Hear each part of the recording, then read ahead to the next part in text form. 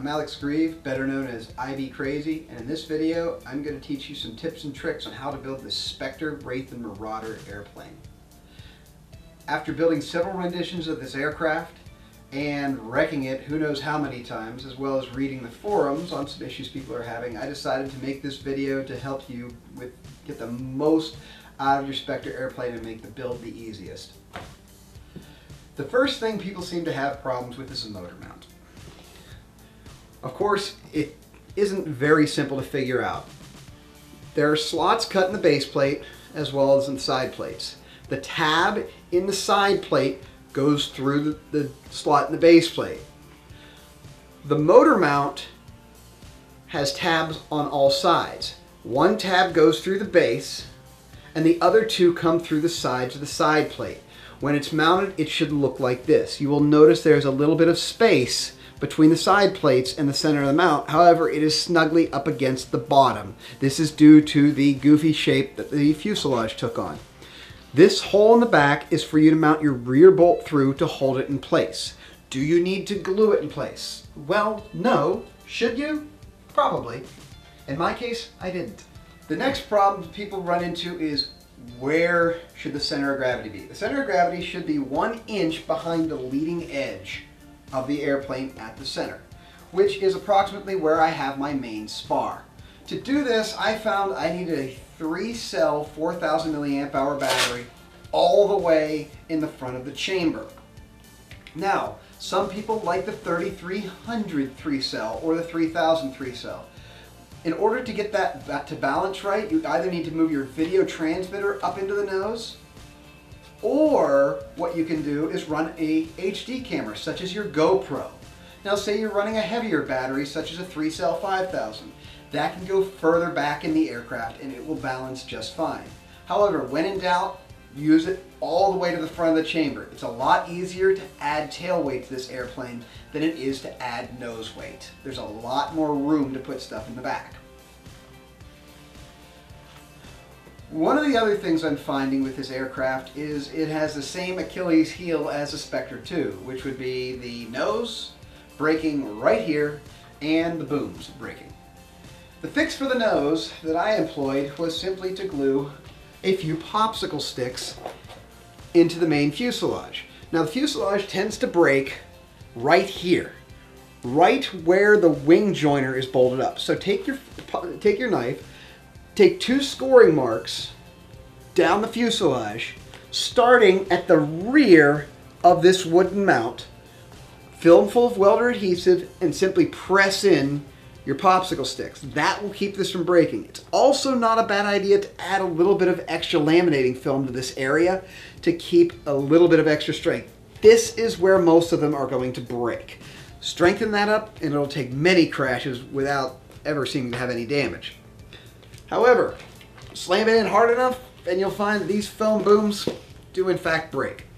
My solution to that was simply to put a 12-inch carbon rod, well, in this case fiberglass rod, into the booms. I start the rod about 3 inches ahead of the back of the wing because they tend to break right here. So about 3 inches, and then extend it into the tail. This right here where it meets is the weak point. So as long as you have fiberglass top and bottom in that area, it creates an I-beam and this thing won't break there. Now granted, if you crash hard enough, something is going to eventually break. However, these fixes, well, they've survived me about 7 or 8 crashes now, and it still looks like this. So they seem to be working quite well. Some other questions I get are, what motor should I use? Well, the good thing about the Specter is it can take a wide variety of motors. In my case, I'm using a 3530 1400 kV motor with a 9x5 prop. Some people have used a 3536 motor. That is way overkill. In fact, this motor is more than enough. However, a 3536 works great. The truth is this plane flies great on a 2212 or a 2215. However, if you want more power, my recommendation is something around this 3530 or something similar to that. And you want about 300 watts of max power. This plane will fly just fine on as little as 100, but if you want to be able to point to the sky and just go, 300 watts is more than enough to do that. The prop I recommend is a 9-inch prop. An 8-inch prop also works great. A 10-inch works fine, but I find the 9x5 prop is the best mix of speed and torque. However, the choice of propeller is up to you. Mind you, as you get a larger propeller, you run the risk of running the propeller into the booms in a crash. And if you run your wires down the boom and you do crash where this thing flexes over, your prop could cut your servo wire. One other question I get a lot is, what are those chambers for? The chambers in the fuselage were meant to hold a speed control, and this one's meant to hold a very simple OSD, not one with the autopilot flight controllers. This plane was not meant to carry a flight controller or an autopilot. It's a basher rig. Yes, it's capable of long range, and you can fit a full autopilot in the airplane. However, I didn't design the airplane with that in mind.